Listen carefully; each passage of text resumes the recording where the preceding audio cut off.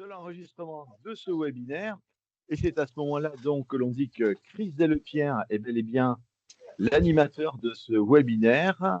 Mais Chris Delepierre, qui es-tu? Merci Pierre et Cécile pour l'invitation sur ce webinaire de Badjon l'Occitanie. Je suis Ch'ti, je suis entrepreneur du changement chez Trésorium, une petite entreprise sociale basée à Tourcoing. Et voilà, entre autres activités liées à l'éducation créative et numérique et également l'intelligence artificielle dans les écoles. Je mets en place des systèmes d'open badge et de reconnaissance depuis maintenant quelques années. Voilà, je suis membre de l'association Reconnaître et co-animateur avec Sandra de Badjon Les Hauts-de-France. Voilà, donc aujourd'hui, le but c'est de parler de ces deux sujets, hein, les open badges et l'intelligence artificielle. Ces deux domaines-là que j'explore de plus en plus.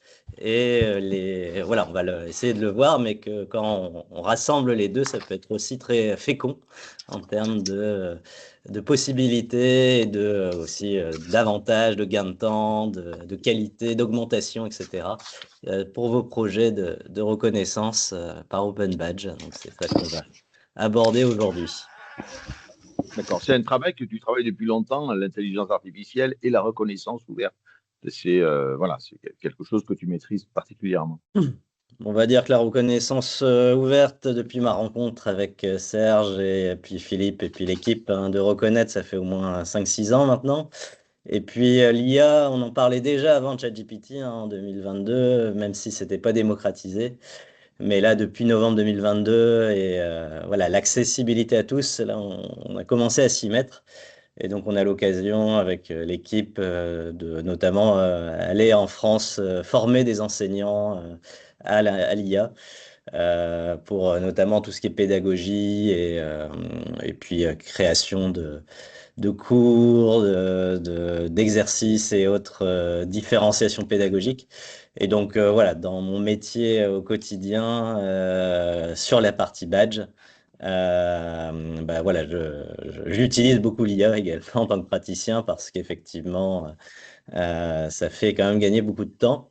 Et donc, on va le voir ensemble, hein. Le but aujourd'hui, c'est de vous montrer pas mal d'usages, que ce soit très pratique et que, voilà, puis aussi vous mettre à disposition quelques robots préparamétrés pour pouvoir, voilà, que vous puissiez directement utiliser ces outils d'IA, notamment générative, hein, parce que c'est sur ça que je me focaliserai pour vos projets de reconnaissance.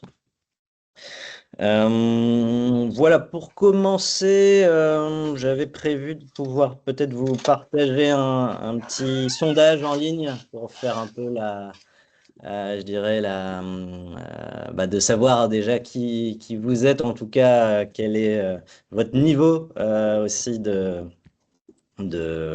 connaissances sur l'IA.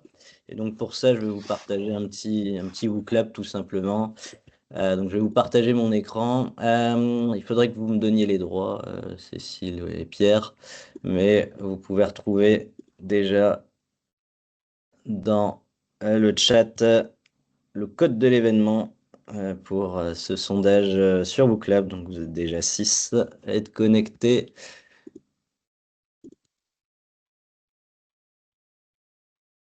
Et ouais, Pierre, si Tu me rappelles, c'est quoi déjà, c'est comment pour que je te mette Bon, en tant certainement qu'animateur? que si tu cliques sur mon petit prénom avec les 3 petits points, tu vas pouvoir certainement me donner quelques droits supplémentaires. Mettre en tant que présentateur. Et c'est ça, présentateur. Et sinon, la première question là qui vous est posée Voici. sur le WooClap, c'est quel est votre métier? Alors, merci Pierre. Tac. Hop, hop, et je vais mettre ici. Hop. Voilà, je vais remettre ici le petit QR code. Alors, vous pouvez aussi flasher avec votre téléphone si vous êtes connecté. Et sinon, dans le chat, il y a le lien. Voilà. Vous êtes 7, 8 et nous avoir rejoint. On arrive.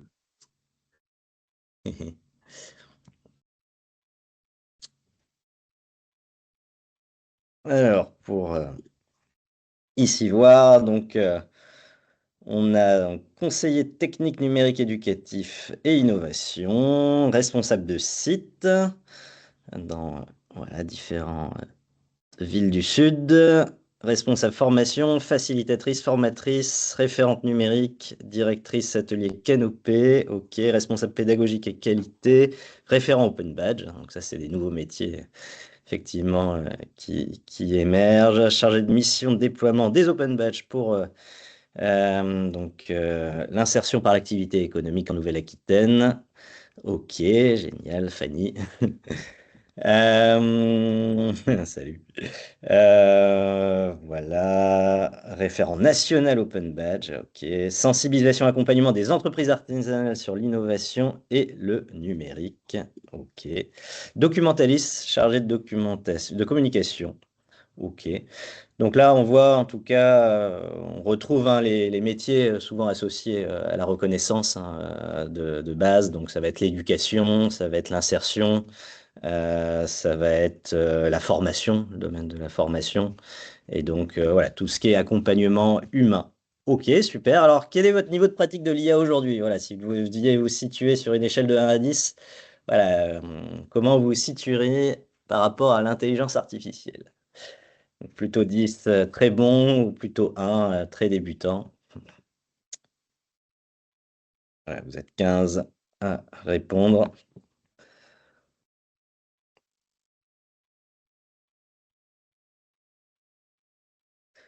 Donc là, on commence à voir des tendances, hein, où on est à 5,2 de moyenne sur 10.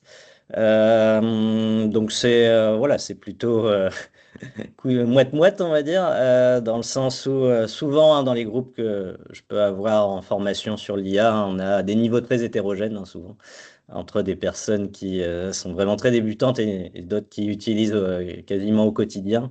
Donc là, on voit aussi là la tendance vers plutôt 5,5. Donc plutôt, vous êtes plutôt voilà, connaisseur de l'outil et certainement que si vous êtes là aujourd'hui, c'est que vous voyez un peu les potentiels que ça peut avoir, et notamment ici sur la partie badge. Donc, OK. Donc, ça, c'est, voilà, vous avez déjà un niveau quand même assez important. Alors, pourquoi, enfin, quels sont les usages et surtout, quelle IA? Est-ce que vous pouvez en citer déjà vous utilisez déjà? Est-ce que vous avez des noms d'IA voilà, que vous utilisez au quotidien? Donc on a voilà, le fameux ChatGPT hein, qui forcément ressort en premier. On a également Gemini hein, de Google. Donc principalement aujourd'hui, on verra notamment je me focaliserai sur ChatGPT et Gemini, mais bon, toutes les IA de génération de texte pourraient faire le travail. Et puis on a voilà, d'autres IA comme Claude, par exemple, dans la même perspective, Perplexity, on va aussi le voir un peu aujourd'hui parce qu'effectivement sur la recherche d'informations sur Internet et tout ce qui est benchmark sur les projets Open Batch, ça peut être utile d'utiliser Perplexity. Et sinon, on a le fameux notebook LM parce que voilà, dans l'éducation et la recherche documentaire, bah, voilà, notebook LM est vraiment un outil très puissant et très pratique. Donc ici, si je fais la liste à ce niveau-là, on a aussi Mistral, hein, voilà, qui est notre chat français. Euh, et puis voilà, alors après d'autres que je ne connais pas, comme Mammouth, qui est un portail d'accès à plusieurs outils. Ok. Nano Banana, qui est l'IA de Google sur la génération d'images. On pourra le voir aussi dans la génération d'images de visuels de badge. Gamma sur la partie présentation. Suno sur la partie musique, effectivement. Voilà, et puis après on retrouve les autres, hein, Copilot hein, sur la partie Microsoft, forcément, DeepL sur la traduction. Et donc voilà, et Napkin sur la partie génération de schéma. Donc ok, donc pas mal d'IA. Il y en a aussi quelqu'un qui appelle le RAGAREN.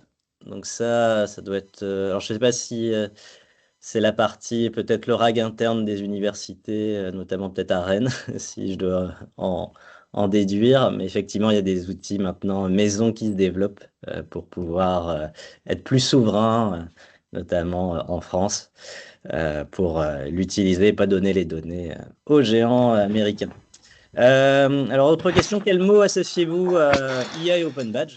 Si on commence à aborder notre sujet. Voilà, comment vous C'est associeriez où Shift les deux? là-dessus?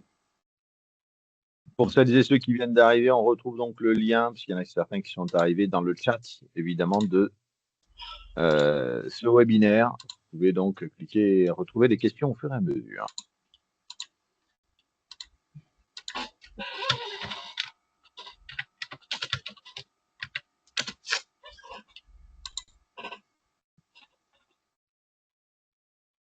C'est quoi?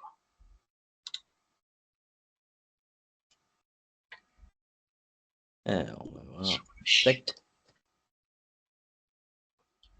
Donc là, on commence à voir des tendances. Alors, à la fois aucun mot associé, et puis d'autres, effectivement, sur le brainstorming. Déjà, comment ça peut nous donner des idées. Le gain de temps, forcément. Le graphisme, parce qu'on va voir effectivement que l'IA permet de générer des visuels et pourquoi pas des visuels de badge.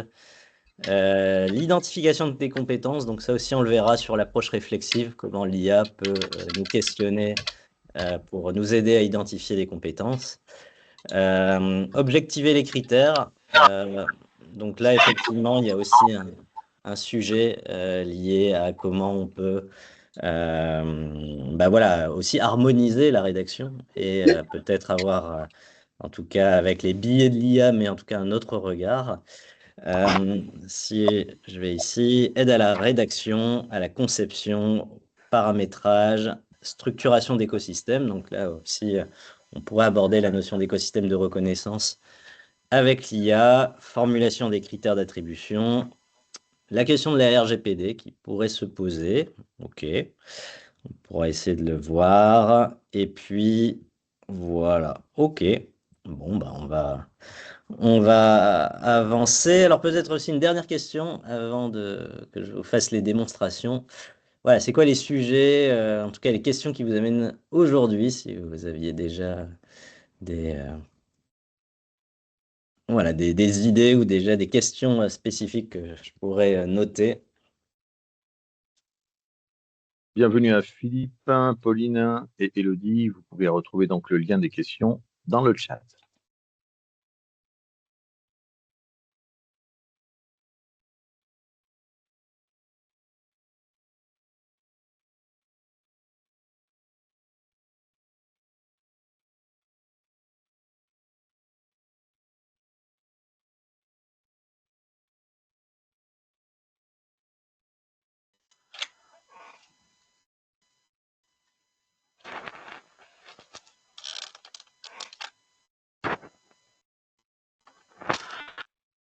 Ok, donc là on commence à voir des choses, donc beaucoup de curiosité en tout cas de votre part, donc déjà une posture de découverte, donc mes pratiques également, comment je vais pouvoir, je vais désactiver le micro je vais essayer de désactiver le micro de Christelle, mais je ne sais pas comment ça fonctionne. Hop. Moi, je n'ai pas les droits, mais effectivement, si vous pouvez couper les micros, c'est super. Merci. Voilà, merci. Donc, alors, mes pratiques, donc ça, je vais pouvoir faire des démonstrations, développer les badges, amélioration de l'utilisation, quelle est la plus-value de l'IA dans les open badges? Ok. Comment l'IA peut être au service de la reconnaissance ouverte? Ok. Réflexivité, donner de la crédibilité aux badges pas assez connus. Ok. Plus-value de l'IA, m'aider à trouver des solutions dans la mise en place de mon arborescence. Donc aussi la question de l'architecture du système de badge et comment l'IA peut aussi être de bons conseils par rapport à cette question. Comment l'IA pour aider les personnes à définir ce qu'ils souhaitent mettre en avant chez eux et être reconnus. Pas simple de parler de soi, de ses compétences, de ses réalisations. Effectivement, donc là, sur l'approche réflexive, ça va être un deuxième type de robot conversationnel qu'on va voir, mais effectivement, d'avoir l'intermédiation d'une IA peut-être plus, en tout cas, qui ne juge pas, on va dire, ça peut aussi aider les personnes et aussi les aider à formaliser leurs compétences. Et puis RGPD, IA et Open Badge. Donc ça, je note que voilà, on pourra aborder cette notion de RGPD. Bah, merci déjà pour ce sondage. On pourra vous envoyer le petit compte-rendu là, à la fin de la session. Je vais entamer donc ma présentation sur les usages de l'IA et dans mes projets Open Badge, avec notamment la présentation d'un premier robot qui s'appelle l'Open Badge Designer, hein, qui est un robot que j'ai pu concevoir à la fois sur ChatGPT, mais aussi sur Gemini, et qui vous permet voilà, de tracer étape par étape, on va dire, les projets Open Badge. Donc, à ce niveau-là, c'est vrai qu'on peut se questionner finalement sur déjà, je dirais, un bon usage de l'IA pour les Open Badge. Ça demande déjà d'avoir des connaissances, on va dire, assez pointues sur les Open Badge en tant que tel pour avoir le regard critique nécessaire. Et ce robot OB Designer est un assistant pour vous accompagner étape par étape dans la création d'un projet Open Badge, de l'idéation en passant par les contenus, les visuels, l'approche réflexive jusqu'à la stratégie de communication. Donc je vous ai partagé les liens si vous voulez les tester aussi en live sur soit ChatGPT, soit sur Gemini. Donc Gemini de Google, il suffit d'avoir un compte. Donc pour les utiliser, il faut avoir un compte gratuit, hein, ça peut marcher. Après, forcément, un compte gratuit, notamment sur ChatGPT, vous serez limité en nombre d'interactions par jour. Mais sur Gemini, je pense qu'il y a moins en tout cas, de limitations, en tout cas sur l'usage de ces gemmes. Donc voilà, ces robots, on les appelle GPTs sur la partie ChatGPT ou gemmes sur la partie Gemini. Ce sont des conversations pré-paramétrées avec des instructions et une base de connaissances déjà pré-entraînée. Donc ça, je pourrais aussi vous montrer la mécanique derrière. Mais en tout cas, ce qui est, on va dire, intéressant quand on va travailler justement ici la création d'un système de badge, c'est qu'on va notamment partir de comment on fait habituellement, humainement, pour créer des systèmes de badge, notamment souvent en intelligence collective. Et donc pour ça, il y a plusieurs éléments, notamment élaborer la stratégie de reconnaissance, parce que voilà, qui on veut badger, quels sont les objectifs, à quoi vont servir les badges, etc. Ensuite, la question des bénéficiaires des futurs badges et qui sont-ils, et de travailler les personas. Hein. Donc en design, c'est voilà, à qui je vais m'adresser et comment, et déjà mieux comprendre finalement le besoin de reconnaissance. Ensuite, on travaille le mapping de reconnaissance, c'est-à-dire vraiment tout ce qui peut être reconnu dans un projet, hein, donc les rôles, les engagements, les compétences, les participations, etc. On va faire un benchmark également, hein. Souvent dans un projet Open Badge, on va chercher à voir est-ce qu'il n'existe pas déjà des badges existants. Et puis ensuite, on va travailler l'architecture du système de badge, donc quel type de badge créer, est-ce qu'il y a des niveaux de badge, la granulométrie de reconnaissance. Et enfin, on va travailler vraiment le contenu de chacun des badges avec titre, description, critères d'attribution, formulaire de demande de badge, éventuellement traduction, endossement également avec l'écosystème, et puis création visuelle. Enfin, on pourra aborder la partie réflexive et la partie communication. Donc là, ce robot suit, on va dire, cette trame, on va dire, de création, et va aussi se baser sur, en tout cas, va être étape par étape et va aussi poser des questions, justement, au lieu de donner des réponses tout de suite. Alors pour un exemple, alors je ne sais pas si quelqu'un dans l'audience voudrait tester, en tout cas avec son cas en particulier, en tout cas sa thématique de reconnaissance.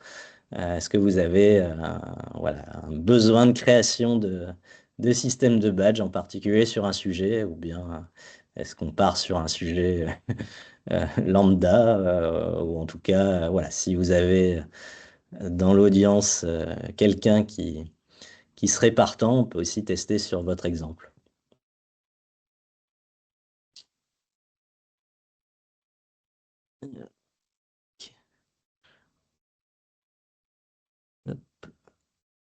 Soyez pas timide. Alors, il y a Ludivine qui écrit quelque chose, mais je...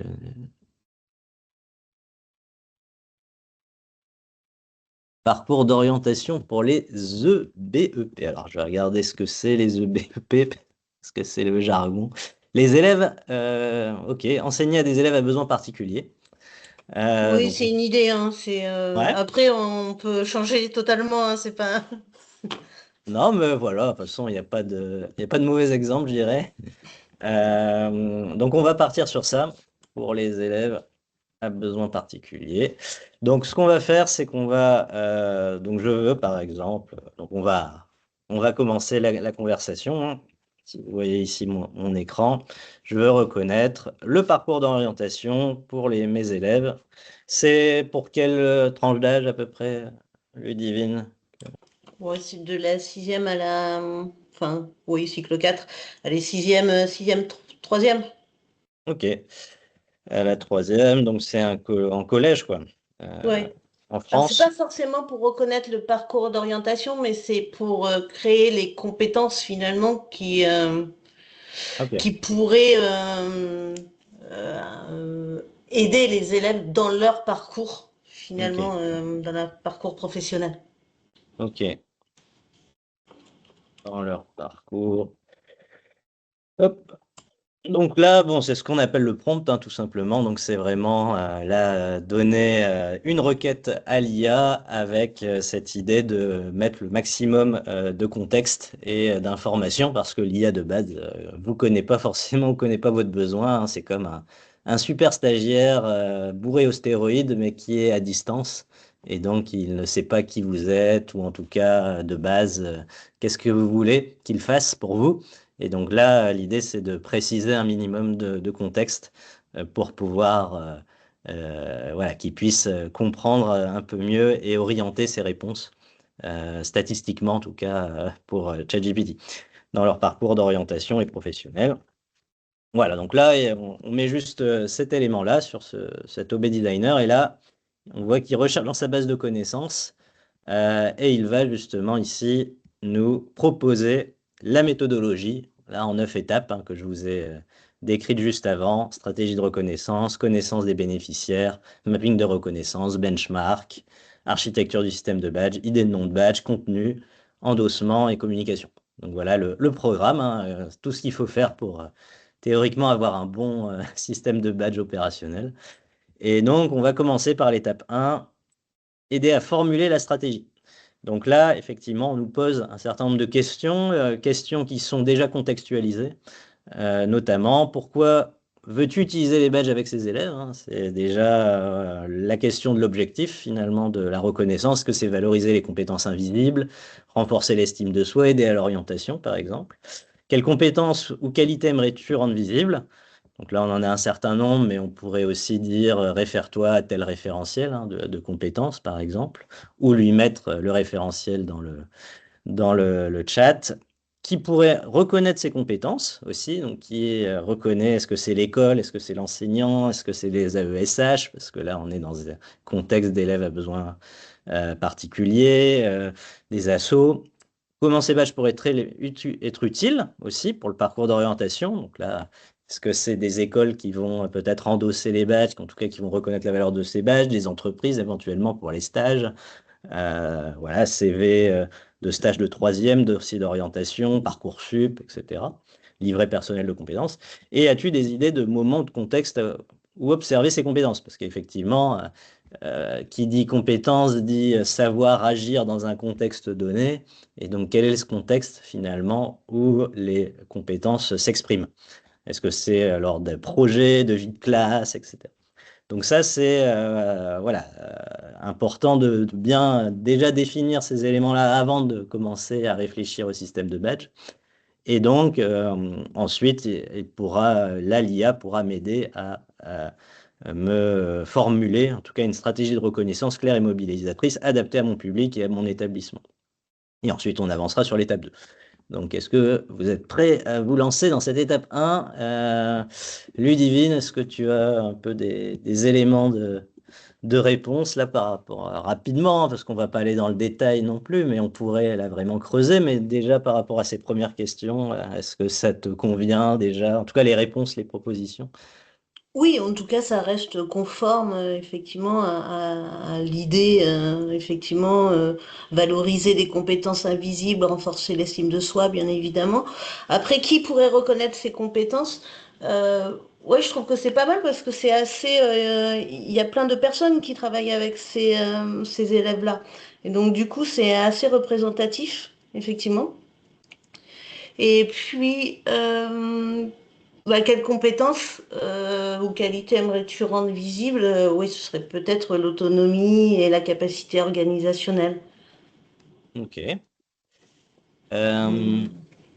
Ouais, bah sur les comment ça pourrait être utile, là, c'est vrai que je C'est pense un que peu tout, là, pour le c'est un coup. peu ça, Oui. rajouter le Parcoursup et voilà. Et puis, voilà, les contextes où observer les compétences, c'est un peu aussi toutes les situations en scolaire enfin, dans l'école ou aussi hors école.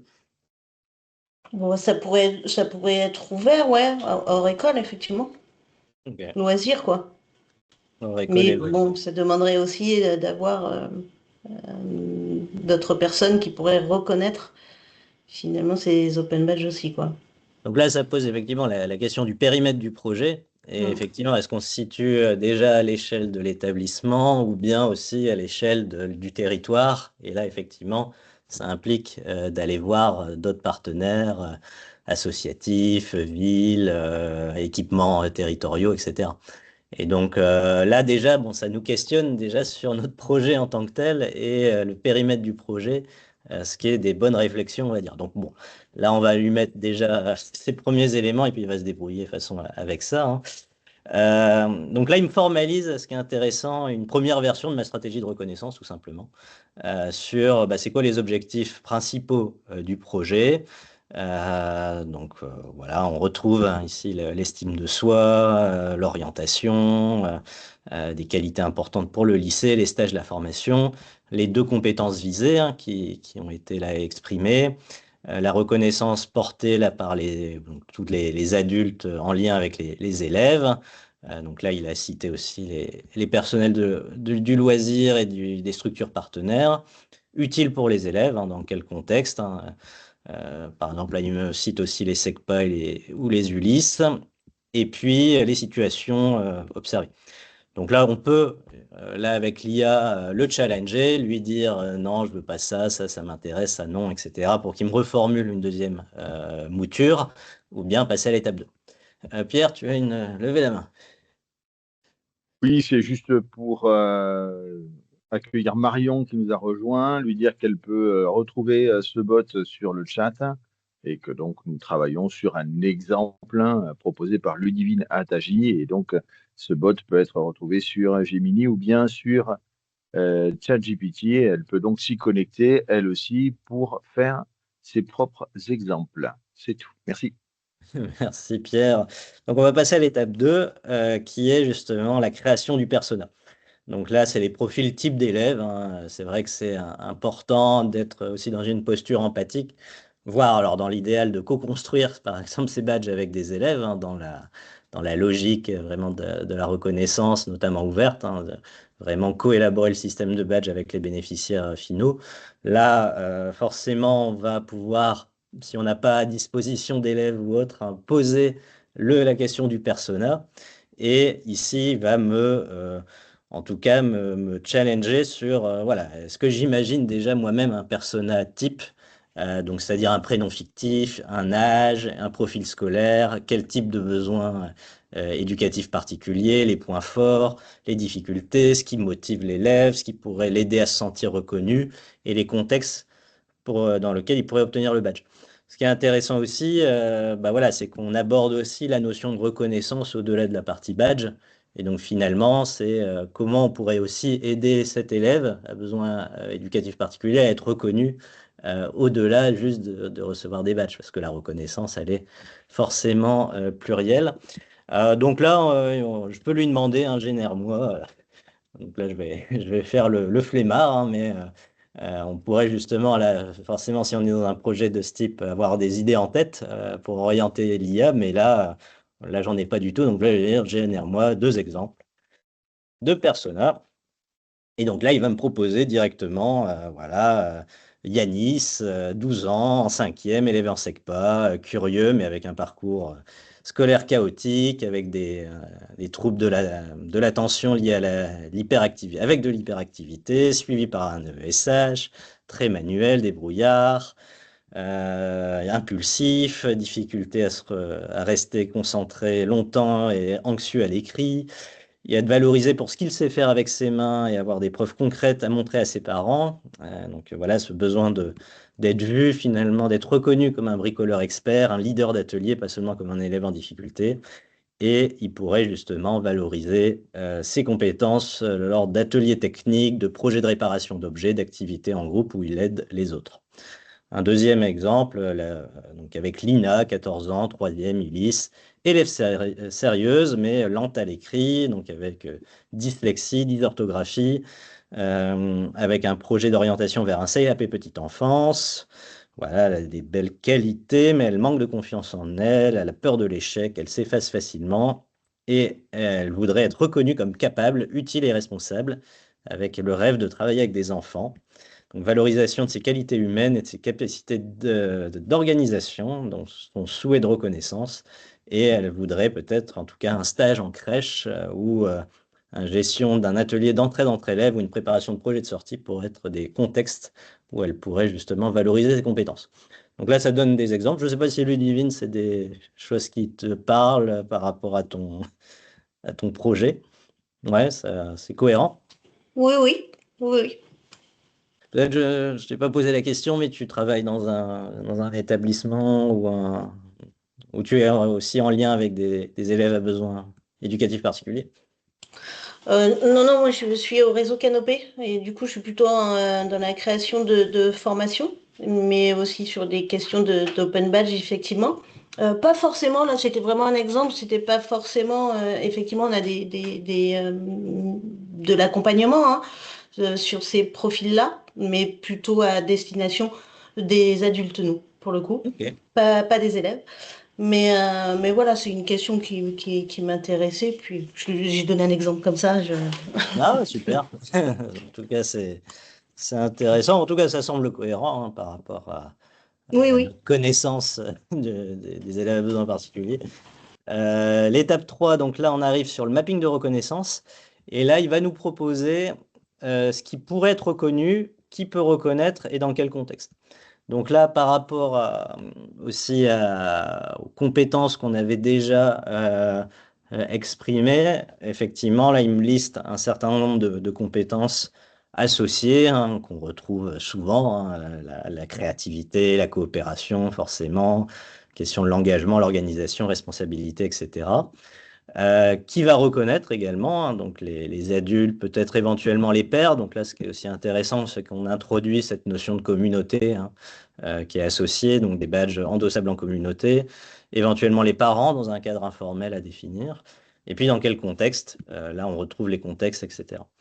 Donc là, souhaites-tu que je t'aide à visualiser cette cartographie sous forme de tableau ou préfères-tu passer directement à l'étape 4, le benchmark? Bon, là, je dirais qu'on a déjà un certain nombre de choses. On pourrait aussi lui demander, je sais pas, par exemple, dans les typologies de type de reconnaissance, ça peut être aussi la reconnaissance de la participation à un événement, par exemple, l'engagement en association. Donc les compétences, là, il l'a cité, mais ça reste un peu global. Donc en tout cas, bon, ça peut donner des idées, mais on pourrait affiner forcément tous les types de reconnaissance et dans tous les types de contextes par rapport à notre connaissance de ces élèves, que reconnaître en tout cas. Donc là, on va passer à l'étape 4 sur le benchmark. Et là, ChatGPT va directement rechercher sur Internet les éléments. Donc ça, c'est intéressant parce qu'effectivement, pour un bon benchmark, il y a sa base de données, mais c'est surtout sur Internet que ça va se passer. Et là, il me propose des types de badges utilisés dans l'éducation.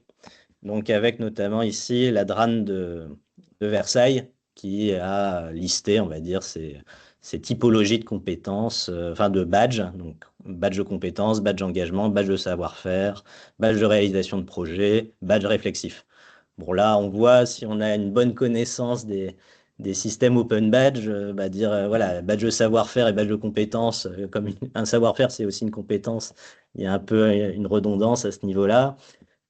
Pour moi, tous les badges ici doivent être réflexifs. Donc, avoir des badges réflexifs, ça fait un peu bizarre, on va dire, dans le langage. Mais bon, en tout cas, là, il va me proposer forcément les open badges de Mozilla. Bon, ça, c'est la chose.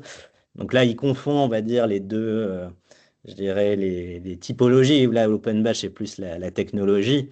Et le badge de participation, c'est plus là des typologies de badges. Hein. Donc là, par exemple, badge de participation active à l'atelier de projet, hein, ça peut être intéressant, même quand l'élève ne vise pas une compétence technique ciblée. Donc là, ça dépend de la clé d'entrée qu'on va prendre dans notre système de badge. Est-ce qu'on va avoir une clé d'entrée par typologie de compétences ou est-ce qu'on va prendre une clé d'entrée par la pratique, finalement? J'ai réalisé tel atelier, j'ai réalisé tel événement, ou bien même imaginer un parcours de badge. Ça c'est aussi très intéressant, hein. Accumuler plusieurs badges avec un... Alors là, il appelle ça un badge master. Nous, on appellerait ça plutôt un méta badge ou un badge clé dans le jargon des open badges. Mais en tout cas, une progression par niveau pourrait être intéressant parce que finalement, ça peut aussi motiver les élèves avec la notion de gamification et de niveau, de palier de badge comme dans un jeu vidéo, ce qui pourrait sur cette typologie de jeunes élèves en collège les intéresser, vu que voilà, ils sont forcément pas mal sur les jeux vidéo à cet âge-là. Et donc, on a voilà, des premières choses. Alors, le benchmark reste assez générique en tout cas, mais ça nous donne des idées. Alors, pour ça, moi, ce que je vais recommander, c'est d'aller sur une autre IA qui s'appelle Perplexity. Et Perplexity AI est plutôt ciblé justement sur vraiment de base sur Internet, qui est un super moteur de recherche boosté à l'IA et qui va surtout citer toutes ces sources constamment. Donc ça, c'est intéressant. Alors pour ça, on va réutiliser mon prompt initial pour ce que la Perplexity ne connaît pas. Donc je veux reconnaître les compétences pour mes élèves à besoins particuliers de la 6e via un système d'open badge. Peux-tu me montrer des exemples dans des exemples de badge de ce type? Voilà. Et donc là, il va chercher directement sur Internet et là, il va ici, voilà, me trouver en tout cas des badges qui peuvent se rapprocher. Donc là, effectivement, on a des badges, par exemple, de persévérance et d'estime de soi. Le badge battant ne renonce pas malgré les difficultés scolaires ou personnelles, demande de l'aide, accepte les aménagements. Ce type de badge est déjà utilisé en collège pour valoriser des élèves en échec scolaire. Et donc là, on a effectivement ici un article de Réseau Canopé qui, justement, à Saint-Gervais-les-Trois-Clochers, hein, donc, qui était un projet historiquement... voilà, en 2019 hein, déjà, où justement il y avait cette idée d'avoir des badges liés à des... Donc avec voilà, Maurice Bedel à Saint-Gervais-les-Trois-Clochers, où on retrouve le badge battant finalement, et d'autres types de badges, un badge citoyen, badge éco-citoyen, badge solidaire, etc. Là, ce qui est intéressant, ça pourrait justement nous donner des idées de se dire, bah, finalement, là, j'ai mon projet pour les élèves à besoins particuliers, mais finalement, ça pourrait servir à tous les élèves, hein, parce qu'effectivement, en particulier des élèves peut-être qui ont un manque de reconnaissance à cause de leurs besoins particuliers, ça a du sens, mais en même temps, tous les élèves de la 6e à la 3e auraient aussi ces besoins de reconnaissance. Donc, pourquoi pas imaginer dans notre projet aussi se dire, bah, finalement, on va élargir aussi le système de badge. Mais en tout cas, ici, on a accès directement à cet outil, et là, c'est ce type de badge, donc ça peut donner d'autres idées. Ici, on a un autre badge, enfin un autre article d'Educavox sur Open Badge au collège, rendre visible invisible, hein, donc, qui date de 2021. Et donc là aussi, on a d'autres élèves, enfin d'autres types de badges. Alors là, ils reprennent le badge battant, mais en tout cas, ça peut me donner en tout cas des références et des éléments en plus. Ensuite, on a des badges liés à l'autonomie, l'organisation de travail, l'utilisation d'outils numériques adaptés, les badges socio-émotionnels liés aux soft skills, avec d'autres sources, notamment ici, on a aussi un article du MEDEF, donc ça aussi, ça peut être intéressant d'avoir accès à cet article pour les entreprises, hein, un jeune bien orienté, un succès pour tous, et avec ici, dans les propositions numéro 14, construire des open badges sur les compétences comportementales, soft skills acquises durant leur expérience pour enrichir leur portefeuille de compétences. Donc ça, c'est effectivement, ça peut être aussi des arguments supplémentaires, hein, par rapport aux entreprises, avec aussi des badges liés à des rôles, hein, badge médiateur, badge solidaire, badge citoyen, badge sentinelle contre le harcèlement. Des badges liés à la découverte des métiers et l'orientation, explorateur de stage, de 3e, découvreur de métiers, badge professionnel en construction, etc., etc. Donc là, on en a un certain nombre, hein, je ne vais pas toutes les détailler, mais en tout cas, ça peut donner plein d'idées pour votre propre projet Open Badge, d'avoir un peu ces idées de benchmark et ce que d'autres structures ont fait. Alors, pour répondre à la question de Ludivine, là, j'ai Perplexity Pro. Effectivement, grâce enfin, en tout cas, en tant qu'enseignant dans le supérieur, en décembre, il y avait une offre, 1 an gratuit à Perplexity Pro et à Gemini Pro. Et donc, j'ai pu bénéficier là, de cette version Pro. Après, sur la version gratuite de Perplexity, vous pouvez quand même faire pas mal de choses. Alors, c'est peut-être moins puissant, mais globalement, vous pouvez quand même avoir accès aux mêmes fonctionnalités en termes de sources, notamment. Alors après, si vous voulez vraiment aller plus loin sur Perplexity ou sur Gemini ou sur ChatGPT ou même Mistral, vous avez la possibilité de faire des recherches approfondies. Donc les recherches approfondies, c'est quoi? C'est pareil, vous mettez votre requête et là, il va faire une recherche de plusieurs dizaines ou centaines de sources et il va vous élaborer un rapport complet sur votre sujet. Donc là, c'est si vous voulez vraiment faire une étude globale par rapport à votre sujet, faire une veille vraiment, où là, il peut vraiment travailler pendant une bonne dizaine de minutes. Donc ça consomme pas mal de ressources et il faut bien cadrer la recherche avant qu'il se lance. Mais en tout cas, ça peut être aussi pratique d'utiliser cet outil pour pouvoir vraiment avoir une vue exhaustive du sujet.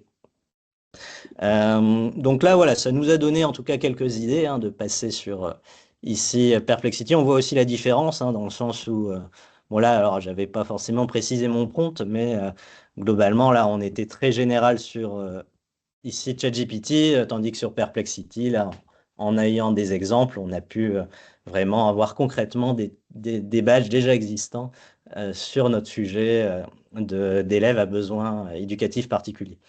Donc là, on va, si vous voulez, passer à l'étape, voilà, une grille d'exemples, voilà, alors, ou bien avec, souhaites-tu maintenant que je te propose une grille d'exemples de badges spécifiques adaptés aux 2 personas? Bah oui. Donc là, je vais dire, oui, propose-moi des exemples de badges. Et là, il va me faire finalement une proposition directement de badges qui pourraient être adaptés aux 2 personas là qu'on a identifié initialement.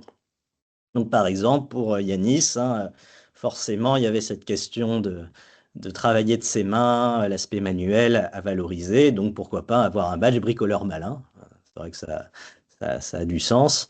A réussi à démonter, remonter un objet technique, à le réparer, critère, réaliser une réparation simple avec la photo du projet, pourquoi pas. Leader d'atelier, autonome en action, voilà. On a d'autres choses. Et puis ici, pour Lina, qui était plutôt intéressée par la partie enfant, main sûre, cœur doux, hein, sur voilà, les qualités de fiabilité auprès des enfants d'un groupe, organisatrice rigoureuse, a su planifier une tâche, ok, et puis je me raconte. Donc là, il a vraiment proposé un badge réflexif hein, sur le fait finalement d'avoir un badge qui va capturer l'expérience et vraiment orienter là où je me raconte comme badge, comme nom de badge.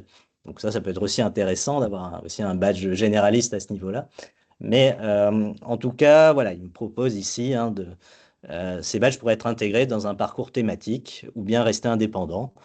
Donc là, par exemple, je pourrais lui demander effectivement de structurer un parcours de badge, hein, parce que effectivement, avec différents niveaux et qui s'adaptent à plusieurs typologies d'élèves. On va mettre Et là, voilà, il va me proposer effectivement un parcours, mon pouvoir d'agir avec des thématiques transversales associées et des niveaux de badge associés. Donc, 4 niveaux de progression, découverte, exploration, maîtrise, transmission, hein, qu'on retrouve hein, généralement dans certains parcours de badge par niveau, hein, où finalement on passe de la découverte au fait de transmettre. Et aussi, j'organise, je planifie. Donc là, on retrouve donc des choses transversales, une thématique que j'organise, etc. Et puis, comment l'adapter à différentes typologies d'élèves. Hein. Donc là, on retrouve un peu le contexte d'usage, hein, le cas d'usage de l'émission de ce type de badge, etc. Bon, on peut vraiment jouer hein, sur demander des propositions à l'IA qui va nous suggérer des typologies, des architectures, etc. Donc ça, ça peut vous aider, en tout cas dans le design de l'architecture de votre système de badge, d'avoir ça. Et puis après, moi, je pourrais ici lui demander effectivement de trouver des noms créatifs et engageants pour chaque badge. Donc ça peut être. Donc ça, c'est l'étape 6 hein, de notre parcours. Et effectivement, donc là, c'est plutôt la partie brainstorming. Mais voilà, il va nous dire. Ce qui est intéressant, c'est qu'il va aussi nous trouver des noms qui va peut-être être plus adaptés à notre cible. Donc là, les adolescents. Et donc, au lieu d'appeler le badge j'organise et je planifie niveau découverte, hein, ce qui pourrait être très formel, d'avoir un badge sacré esprit clair, par exemple, ça peut être plus original en tout cas. Et donc ici, on a des exemples de noms hein, qu'il a proposés là, par niveau de badge et qui pourraient être tout à fait repris. Hein. Alors après, on n'aime pas. Et puis là, l'intérêt aussi, c'est qu'il y a une harmonisation dans les types de textes, de titres. Donc par exemple, c'est pas... Enfin voilà, ici, on a une typologie où on a un nom et un adjectif et c'est le même pour l'ensemble de la collection. Donc voilà, l'idée en tout cas quand on crée un système de badge, c'est qu'il soit cohérent dans à la fois les visuels, à la fois les titres, à la fois les descriptions. Et donc là, on a justement ici cette possibilité d'avoir ça. Ensuite, on peut passer, alors ici, on a fait l'étape 6, donc on va ensuite passer à la rédaction, hein, tout simplement du contenu. Donc là, par exemple, je pourrais lui dire, moi j'aime bien ce badge-là en particulier, bricoleur malin, donc peux-tu, hop, me rédiger le contenu du badge, hop, bricoleur malin, et là, il va me proposer des éléments. Donc là, ce qui est intéressant, c'est qu'il l'a relié au niveau qu'on avait justement ici travailler dans le cadre de parcours de badge. Donc là, un bricoleur malin, lui, l'identifie dans un niveau alors exploration. Donc exploration, c'est le niveau 2 de notre système. Et voilà, public cible. Donc on retrouve nos collégiens à besoins éducatifs particuliers. Et donc ici, il nous propose une description. Donc ce badge reconnaît la capacité à manipuler, réparer ou créer un objet avec des brouillardises et sens pratique. Voilà. Critères d'obtention. Donc, qu'est-ce qu'il faut faire pour obtenir ce badge? Avoir réalisé une réparation à un bricolage, seul ou en groupe, avoir su utiliser des outils, des matériaux, avoir expliqué ce qu'il a fait, oralement ou par une trace écrite, avoir contribué positivement à l'activité collective. Bon, généralement, dans la rédaction, on, on est plutôt d'accord. Après, voilà, tout dépend de votre contexte. C'est toujours pareil. Vous allez avoir l'esprit critique et dire, bah non, voilà, j'ai pas besoin qu'il explique ce qu'il a fait à l'oral, donc ça, je vais supprimer, etc. Mais en tout cas, vous avez vraiment une base de travail assez solide. Et je trouve qu'il est quand même très pertinent pour voilà, rédiger les contenus ou même partir des contenus que vous aviez imaginés et les reformuler et les harmoniser aussi à l'ensemble de vos badges. Donc là, il me propose des typologies de preuves qui pourraient être attendues. C'est vrai qu'un témoignage d'adulte, un mini-récit audio, ça pourrait être aussi... C'est intéressant là parce que pareil, il va se dire, ben voilà, c'est des élèves à besoins particuliers, ils vont avoir des difficultés peut-être à l'écrit. Là, on est sur un badge avec des élèves qui sont plutôt manuels.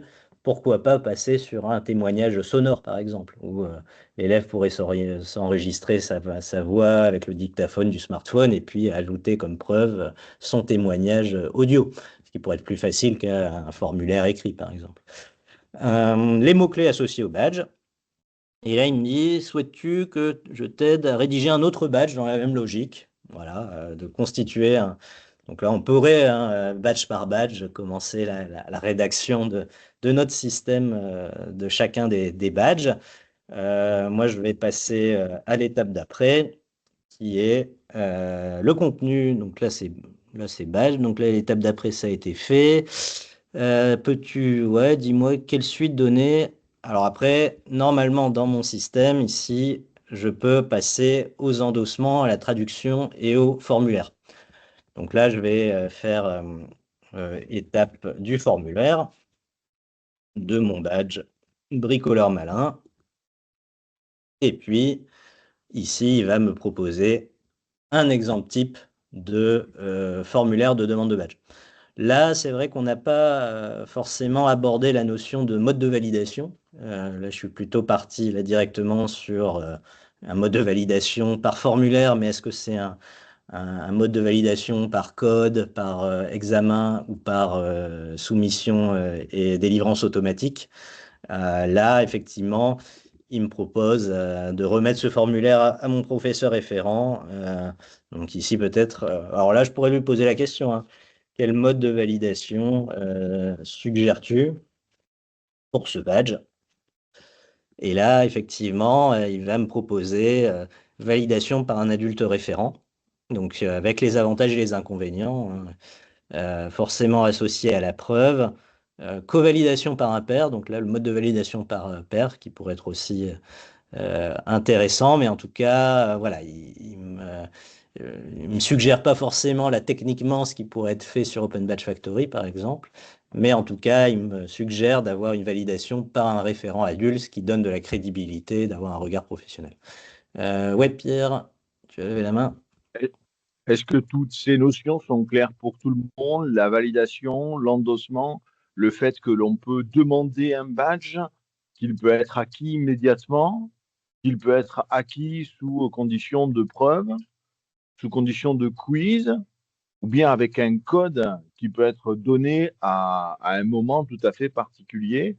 Donc, suivant les plateformes que vous allez utiliser, à l'instant, Chris vient de parler d'Open Badge Factory, il y a aussi Badger, etc. On l'utilise en ce moment beaucoup, Open Badge Factory, mais vous avez le choix. Il y a donc toujours cette possibilité que le badge doit être demandé ou peut être demandé ou acquis immédiatement. Et avec donc ces différentes formules, vous pouvez adapter le badge au mieux au terrain et aussi à vos exigences pédagogiques et à vos besoins pédagogiques. Donc, L'endossement, ça va être, je suppose, là où tu le dis, c'est sur la recommandation d'une personne sur le badge qui va donc, entre guillemets, endosser, c'est-à-dire porter la responsabilité de reconnaître la personne en son nom. Et puis, il peut y avoir différentes personnes qui vont valider ce badge. Ça peut être des personnes, ça peut être des tuteurs qui vont être désignés lors de la construction du badge. Voilà, c'était juste pour rappeler à chacune et à chacun ces notions qui pouvaient peut-être pas forcément être évidentes pour tous. Merci. En tout cas, ici, vous avez un exemple de badge de la région Hauts-de-France sur les parcours entrepreneuriaux. Et donc, on retrouve ici un badge, un formulaire de demande de badge typique avec le badge en tant que tel, son titre, son image, sa description, ses critères d'attribution, l'ensemble aussi des endossements, donc là qui sont plutôt à échelle organisationnelle, qui vont dire que cette organisation ou ce badge-là en particulier, je le soutiens et pourquoi. Et puis, je dirais ensuite le code de demande. Donc là, c'est un type de validation particulière où il faut un code pour valider sa demande de badge. Et ça, c'est des référents qui possèdent le code et qui peuvent le donner. Mais il peut y avoir aussi un examen manuel réalisé ou bien une délivrance automatique en fonction de son contexte de validation. Et puis ensuite, un certain nombre de questions qui vont permettre à l'examinateur de... Et puis aussi, ces questions, enfin, les réponses à ces questions vont constituer aussi le dossier de preuve associé au badge. Et donc, pour pouvoir personnaliser son badge, c'est à ce moment-là qu'on va pouvoir, en tant que bénéficiaire, voilà, ajouter un maximum d'éléments et aussi travailler la réflexivité parce qu'effectivement, par exemple ici, en réfléchissant à mon parcours entrepreneurial, quelles compétences ai-je développées? Bah là, on pourrait justement se dire, bah oui, j'ai développé de l'audace, du leadership, etc. Et donc là, on commence à travailler cet esprit réflexif, cette prise de conscience des compétences et la mise en récit via les formulaires de demande de badge, avec ici l'ajout aussi de preuves à la fois soit obligatoires, soit facultatifs, en fonction de ce qu'on veut. Donc ça, c'est voilà, typiquement un type de formulaire. Et donc ici, il va me proposer, par rapport à mon badge bricoleur malin, des questions types qui pourraient être associées au formulaire de ma demande de badge. Donc, par exemple, quelle est la réparation, création qu'as-tu faite avec aussi un texte d'aide qui peut être associé, décris ce que tu as réparé, construire, etc. Quel outil as-tu manipulé? Qu'as-tu appris?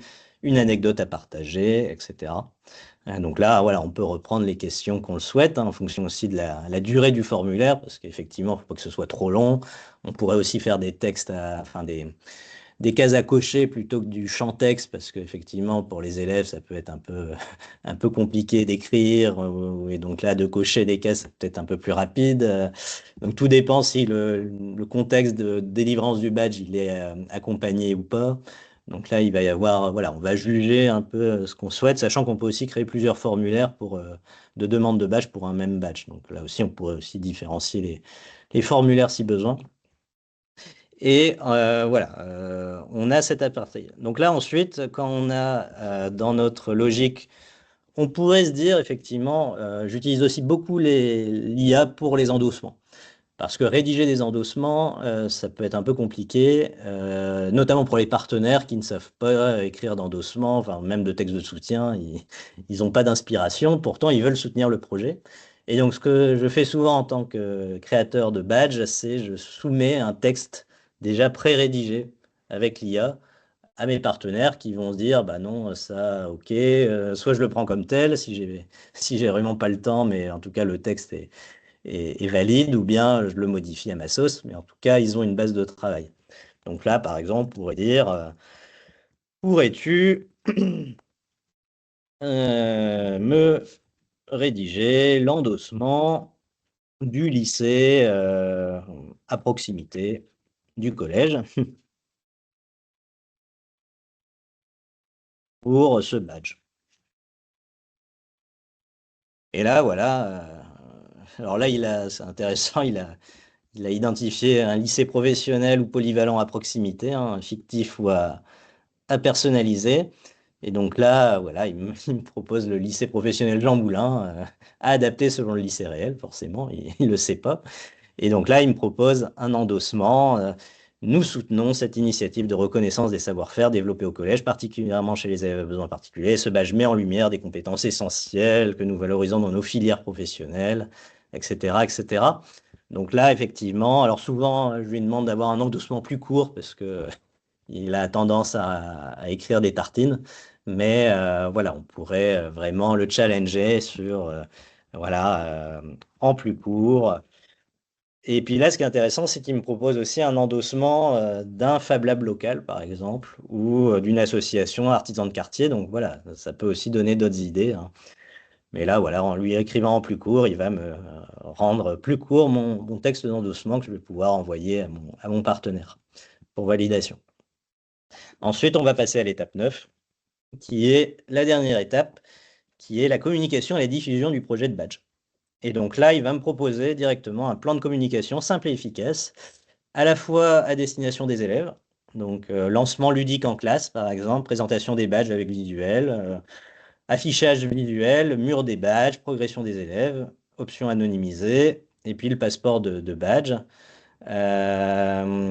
Ensuite, pour les familles, parce qu'effectivement, il faut prévenir les familles avec un courrier, hein, qui pourrait être rédigé. Donc, je pourrais aussi demander à l'IA de me rédiger le courrier pour les familles. Et puis pour les partenaires, hein, voilà, pour présenter le dispositif, inviter à endosser certains badges comme bricoleur malin, mise en avant des parcours professionnels. Donc là, il me donne des choses et puis ici, il me propose un message type, voilà, pour les élèves ou les partenaires. Qu'est-ce qu'un badge et à quoi il va servir, quoi. Après, on peut aussi lui demander, effectivement, souhaites-tu que je t'aide à rédiger un flyer ou un visuel explicatif?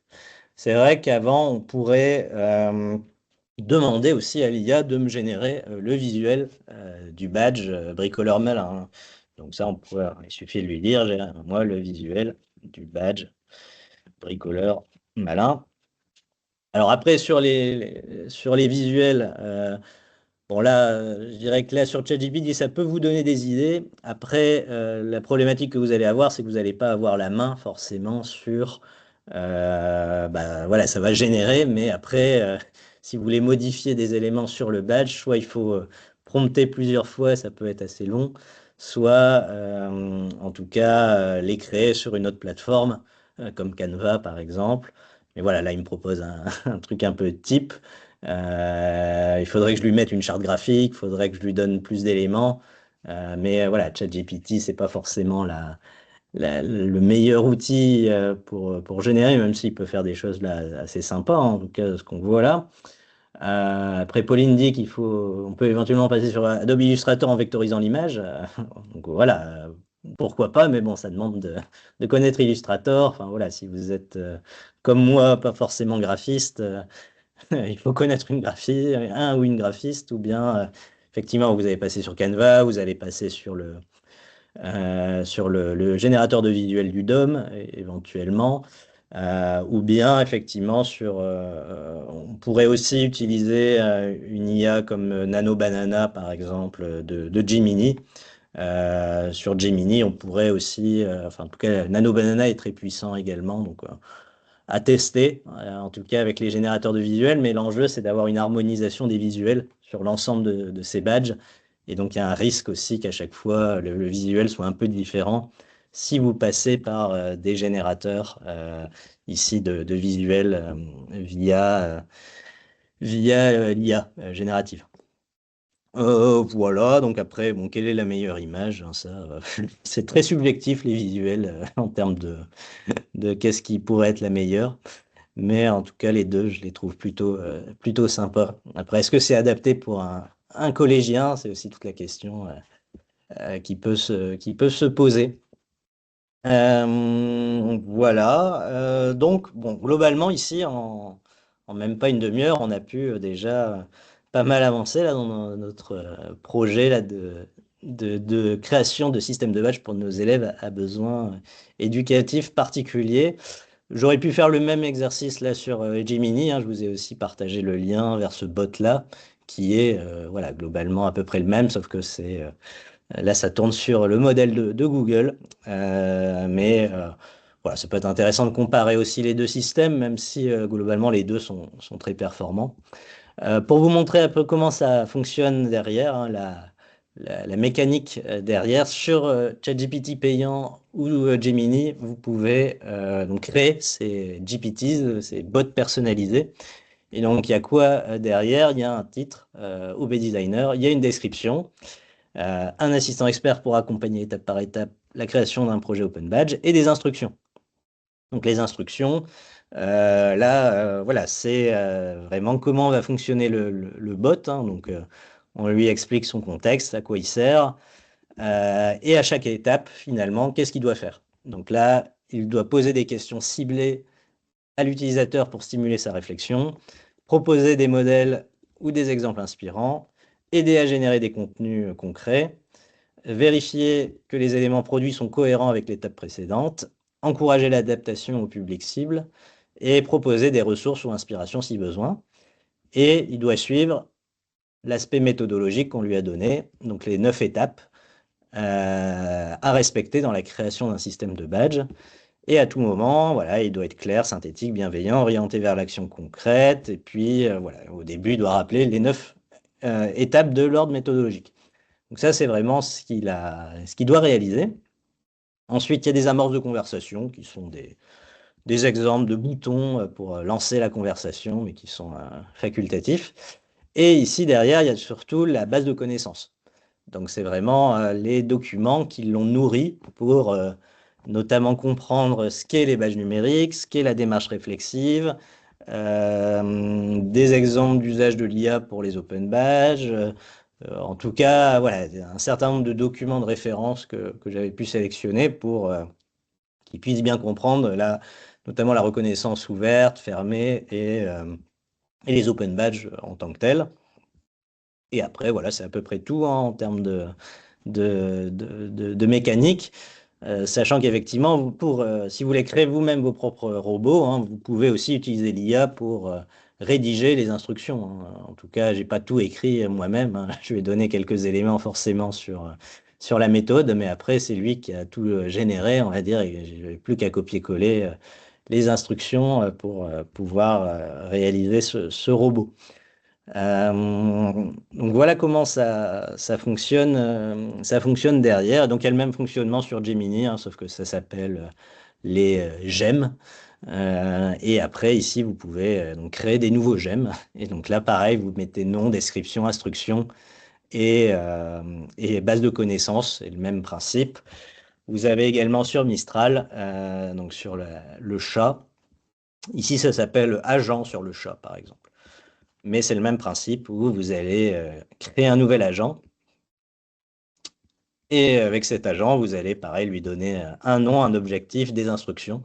Et donc, c'est le même principe, avec aussi un ton. Donc, vous pouvez aussi ici choisir, est-ce que vous voulez que ce robot soit poli ou décontracté, motivant ou réfléchi, humoristique ou sincère, etc.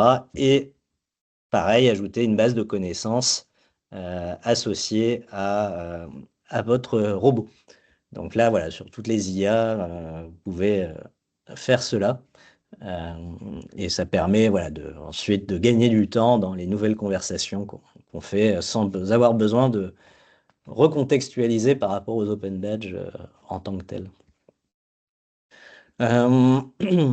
Voilà, je ne sais pas si Ludivine ou les autres, ça vous paraît bien au niveau de ce robot-là, en tout cas, et de l'exemple donné.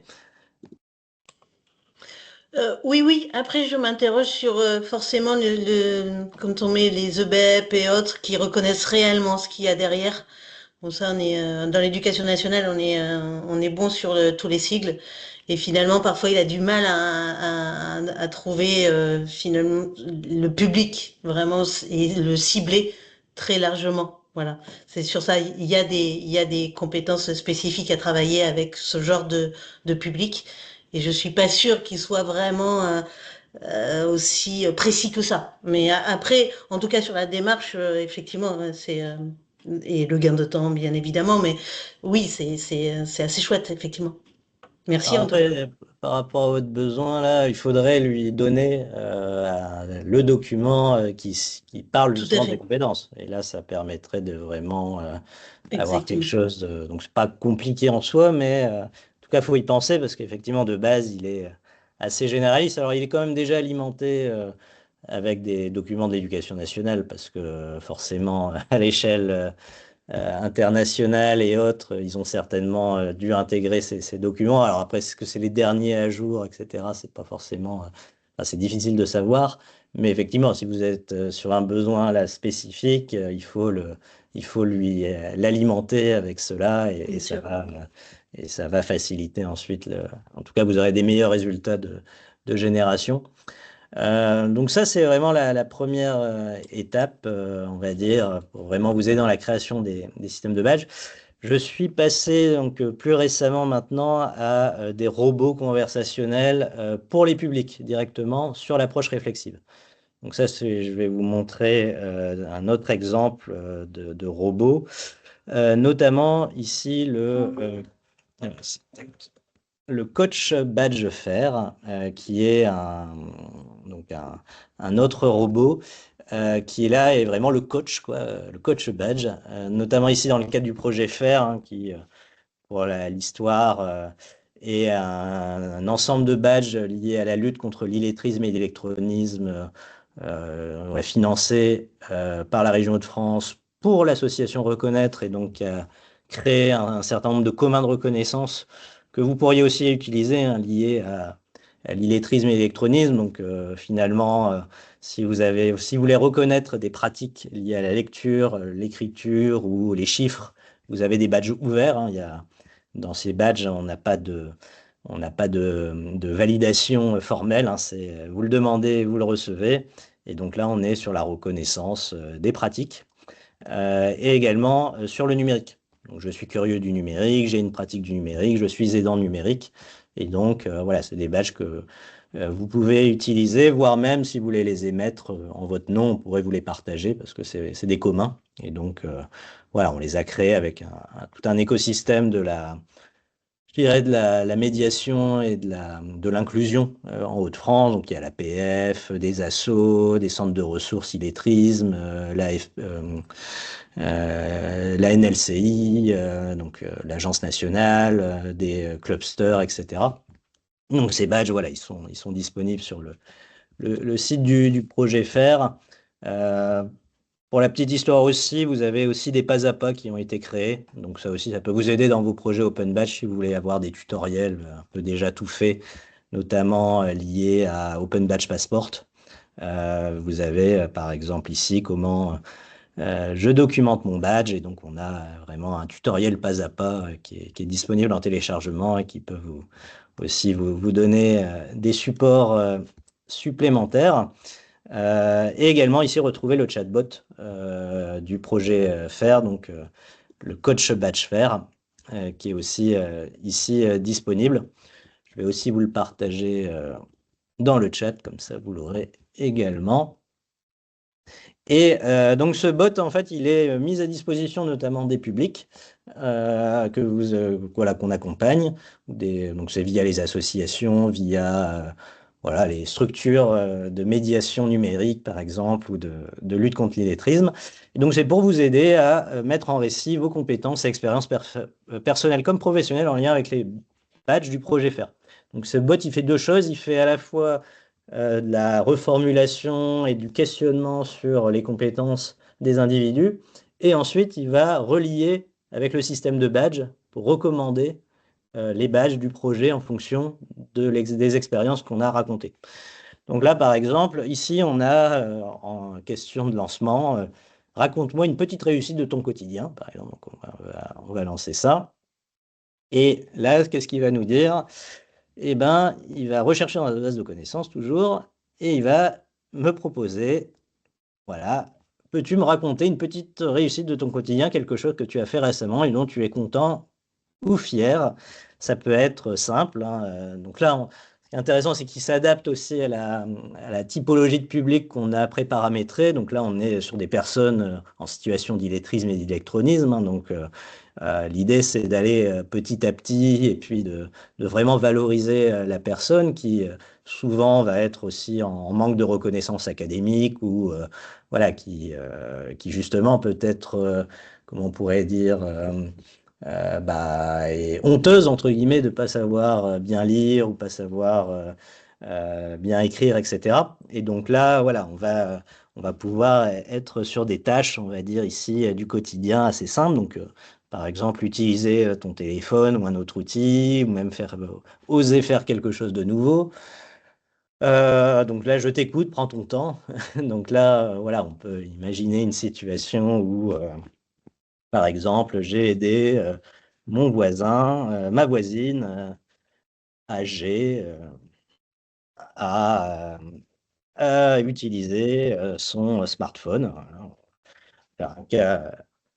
Un exemple du quotidien. Et donc là, une belle aide, tu peux être fier de toi. Et donc là, il va commencer à poser des questions réflexives sur, par exemple, qu'est-ce que tu as fait concrètement avec son smartphone? Parce qu'effectivement, là, c'est un peu global. J'ai aidé ma voisine mais, avec son smartphone, mais qu'est-ce que j'ai? Est-ce que je lui ai lu un message, envoyé une photo, réglé un problème, expliqué comment faire? Donc là, on pourrait lui dire effectivement, je lui ai appris à faire et envoyer une photo en lui expliquant comment faire. Tac. Donc là, bon, là, je vais faire une faute exprès, mais ce qui est intéressant aussi avec ces IA-là, c'est que vous pouvez même parler enfin, soit parler avec le smartphone, soit écrire phonétiquement. Il va globalement comprendre ce que vous lui racontez. Donc là, il va vraiment, si une personne fait beaucoup de fautes d'orthographe, lui, il s'en fout, entre guillemets, il ne sait pas, de toute façon, si c'est bon ou pas. En tout cas, il va statistiquement analyser le texte et il va déduire le texte. Donc là, par exemple, si j'oublie un U expliquant, il va comprendre ce que je lui ai mis, quoi. Donc ça, c'est aussi intéressant dans ces contextes-là. Tu as montré, expliqué, accompagné pas à pas comment ta voisine a réagi et pendant que tu lui expliquais. Donc ça aussi, là, on va commencer à aborder la notion d'émotion, la notion de relation dans la situation. Donc, est-ce qu'elle était rassurée, contente, un peu perdue au début, fière à la fin?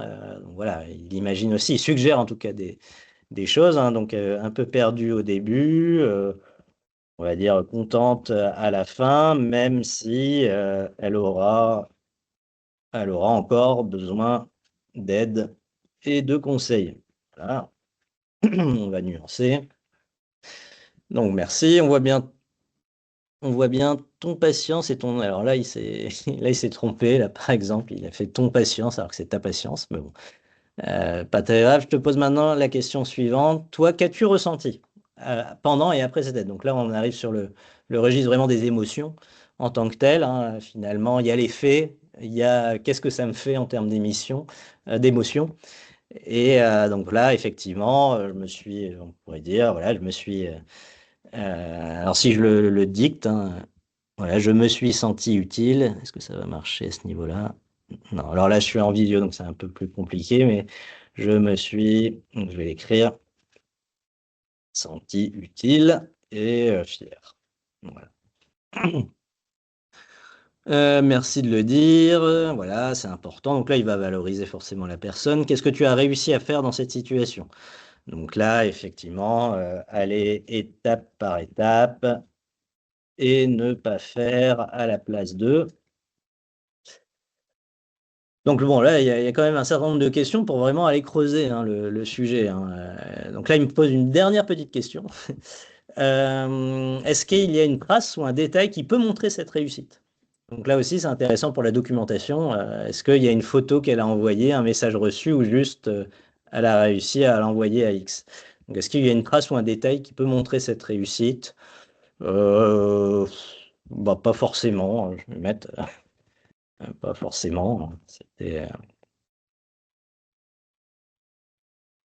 Donc voilà, il n'y a pas toujours besoin de preuves. Hein. Ton récit suffit parce qu'il est clair et précis.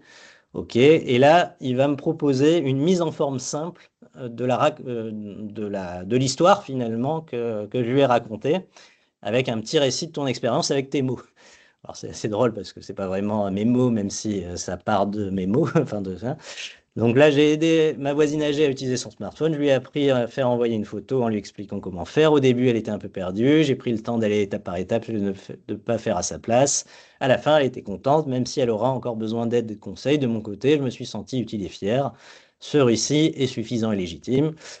Euh, Compétences et qualités. Donc là, il va aussi ici me faire une analyse comme un mini bilan de compétences de mon expérience vécue qu'il a identifié. Donc la patience, l'encouragement sans faire à la place d'eux, aider quelqu'un à gagner en autonomie, utiliser un smartphone, expliquer simplement, etc.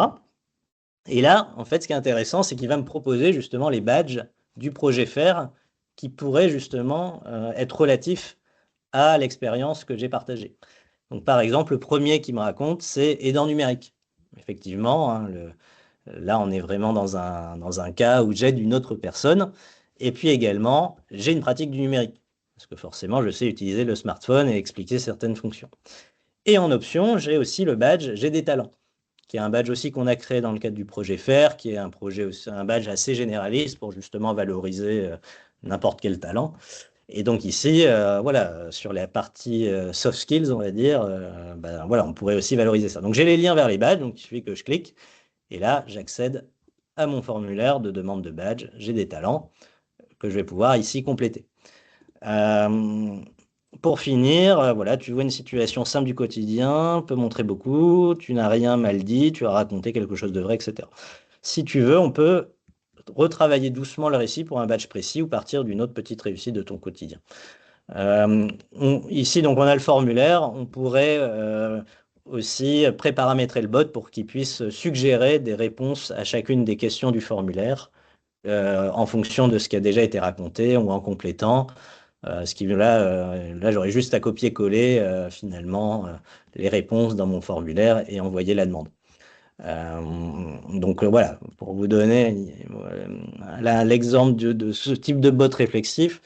On en a créé un autre récemment sur un autre projet là dans l'insertion socio-professionnelle, hein, avec la métropole européenne de Lille, notamment là qu'on a travaillé avec des missions locales et 2 missions locales pour créer un système de badge lié à des soft skills et lié à des métiers en tension. Et donc ici, on peut aussi voilà, parlons d'une expérience pro vécue récemment. Voilà, est-ce que tu peux me raconter là l'expérience pro? Donc là, on est plutôt sur des immersions professionnelles, hein, donc voilà, est-ce que c'est un travail, un CDD, etc. Bon, là, je vais un peu tricher, je vais lui mettre propose-moi un exemple type, car je suis en démonstration. On va voir comment il va réagir. Donc là, par exemple, c'est quelqu'un qui a fait un stage de 3 semaines dans un supermarché, par exemple, au rayon fruits et légumes. Quelle expérience il a vécu? Donc là, voilà, à chaque fois, le bot questionne. Et donc là, on a un exemple où il était encadré par un responsable de rayon. Chaque jour, il devait arriver à l'heure, voilà, vérifier la qualité des produits, etc. Et là, voilà, il a identifié les compétences associées. Et ce qui est intéressant aussi ici, c'est qu'il va me proposer, dans cet exemple, les badges assiduité, ponctualité, collaboration esprit d'équipe, engagement professionnel. Et donc, voilà, on va pouvoir aller creuser ensuite sur chacun des badges les questions du formulaire. Au prochain message, je peux, voilà, va plus loin avec le badge. Hop. Assiduité, ponctualité. Et donc là, voilà, on peut aller creuser un peu plus avec les réponses au formulaire du badge assiduité et ponctualité associée à cette expérience. Ouais. Et le lien, forcément, vers le formulaire associé. Voilà pour l'exemple. Donc maintenant, voilà, je développe quasiment systématiquement dans les projets ce type de robot pour justement aussi accompagner l'esprit réflexif, parce qu'effectivement, c'est une vraie valeur ajoutée associée. Alors après, ça dépend des publics que vous avez, mais forcément sur des publics jeunes qui ont déjà l'habitude d'utiliser les chatbots, c'est encore plus facile. Là, l'idée, c'est de questionner avant de donner les réponses, en tout cas, pour stimuler la réflexivité. Forcément, ça ne remplace pas le coach humain, on va dire, qui va aussi avoir voilà, être dans la relation, voilà, ça va être une autre expérience, mais en tout cas, si ça peut déjà lui faire gagner beaucoup de temps aussi dans sa recherche, et même si on n'est pas des experts de l'accompagnement ou autre, on peut déjà avoir des billes, on va dire, en termes de questionnement, en termes de relecture qui sont importantes, notamment sur des petites expériences, voilà, où c'est pas des bilans de compétences non plus énormes, mais en tout cas, ça permet d'aller vraiment dans la reconnaissance des acquis de l'expérience, qui est ce qu'on souhaite quand on aborde une question d'Open Badge. Voilà, et puis le dernier outil ici que je voulais vous montrer, qu'a développé Philippe, Philippe Petitqueux, c'est aussi donc avec l'association Reconnaître, c'est Open Badge et Open Recognition, qui est justement qui s'appelle le Recobot, et qui est l'expert en reconnaissance ouverte et badge numérique de l'association Reconnaître. Donc ça aussi, ce bot-là, je vous le mets dans le chat, il est disponible. Et ça, c'est plutôt une base de connaissances qui a alimenté l'association sur vraiment la reconnaissance ouverte. Donc, par exemple, on pourrait dire quelle est la différence entre reconnaissance ouverte et fermée, par exemple. Ça peut être un sujet récurrent. Et donc là, il va lire dans les documents de sa base et il va nous répondre avec aussi la connaissance de l'association. Et notamment, alors là, je sais pas, ce qui est assez drôle, c'est qu'il a généré un Serge Ravet hybride. Donc, je suis Recobot, je suis à ta disposition, cher humain. Et donc, ici, voilà, on a une réponse d'un mix entre le robot et Serge Ravet sur justement la différence, voilà, sur la question de la hiérarchie, de la centralisation. Et avec un mini-exemple associé. Donc voilà, on pourrait aller creuser, mais en tout cas, il y a ce robot-là aussi qui existe sur ChatGPT, qui avait été créé par Philippe. Donc Serge Ravet, effectivement, c'est le président de l'association Reconnaître et le créateur en tout cas, l'instigateur en France, notamment de la reconnaissance ouverte, et qui a aussi beaucoup porté à l'échelle internationale ces sujets. Et donc on lui doit beaucoup. Voilà de mon côté, au niveau de la démonstration. Je ne sais pas s'il y a des questions. Alors, pour répondre à la question qui avait été soulevée sur la RGPD, effectivement, les plateformes américaines ou chinoises ont cette problématique qu'elles respectent pas forcément la RGPD. Donc, si vous voulez vraiment être RGPD compatible, je dirais utiliser Mistral qui fait à peu près les mêmes fonctionnalités et garantit, en tout cas, comme il est français, de manière vraiment plus stricte la RGPD. Après, tout dépend aussi des données que vous mettez dans l'IA. Hein. Nous, là, on est sur des exemples assez généralistes. Voilà, généralement, les bonnes pratiques, c'est pas de mettre de données personnelles type nom, prénom, individuel, mot de passe, carte bancaire, etc. dans l'IA, bien entendu. Donc, tout l'enjeu, c'est d'avoir conscience de ça et de anonymiser les documents aussi qu'on lui met en place. Après, sur tout ce qui est documents publics, ça pose pas de soucis en soi. Après, il faut aussi savoir que quand c'est gratuit, c'est vous le produit. Donc, plus vous prenez un abonnement payant, plus vous avez de chance aussi qu'il y ait des conditions générales d'utilisation qui soient, en tout cas, qui respectent mieux vos données que si vous utilisez gratuitement ces outils. Alors, est-ce que j'ai prévu de parler des risques et des billets? Bon, on peut aussi en parler, si tu veux, Cécile. Sur les principaux risques, donc il y a les risques effectivement liés aux données personnelles. Il y a les risques liés donc aux billets. Donc les billets, c'est le fait que, comment on pourrait dire, l'IA est orientée, comme l'humain est orienté, l'IA va reproduire les billets humains, donc ça va être des billets liés au genre, par exemple. Donc ça veut dire que l'IA va, par exemple, associer des métiers, certains métiers à des métiers masculins ou des métiers féminins, par exemple. Donc, par exemple, en anglais, a CEO, par exemple, donc un chef d'entreprise qui est en anglais neutre en termes de pronoms, il va plutôt l'associer à un homme blanc. Enfin, si vous demandez de générer une image de CEO, ça va être plutôt un homme blanc assez âgé. Tandis que a secretary, ça va être plutôt une femme aussi blanche, mais voilà. Donc il va associer, statistiquement en tout cas, par rapport à sa base de connaissances, bah voilà, il va associer ses billets. Il y a des billets aussi liés, enfin tout type de billets, hein. Il y a des billets de genre, des billets de race, des billets même dans la génération d'images, là, ça se voit beaucoup, mais c'est vrai que dans la génération de texte également. Alors Pierre nous dit que pour les billets, d'où la pertinence de l'utilisation des bots. Alors effectivement, plus vous allez contextualiser dans le prompt ou dans le robot et la base de connaissances que vous allez lui donner, plus il sera biaisé par rapport à ce que vous allez lui donner. Donc je dirais que ça va pas retirer les billets, par contre ça va peut-être en annuler certains. Après, je dirais que les créateurs... Ajouter nos propres biais en fait. Bah oui, en fait, une IA qui n'a pas de billets, ça n'existe pas parce que c'est basé sur l'humain et l'humain a des billets, quels qu'ils soient.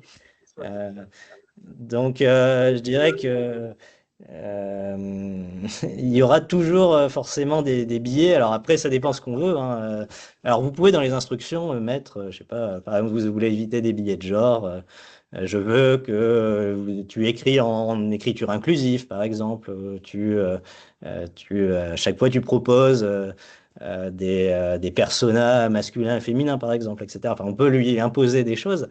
Euh, mais forcément, l'humain est biaisé et donc l'IA sera naturellement biaisée.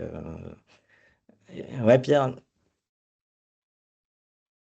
Pourrait-on faire en sorte d'avoir un bot ou d'utiliser l'IA pour arriver à faire correspondre nos différents badges sur le territoire, puisque c'est une demande récurrente sur les collectifs badgeants et les territoires.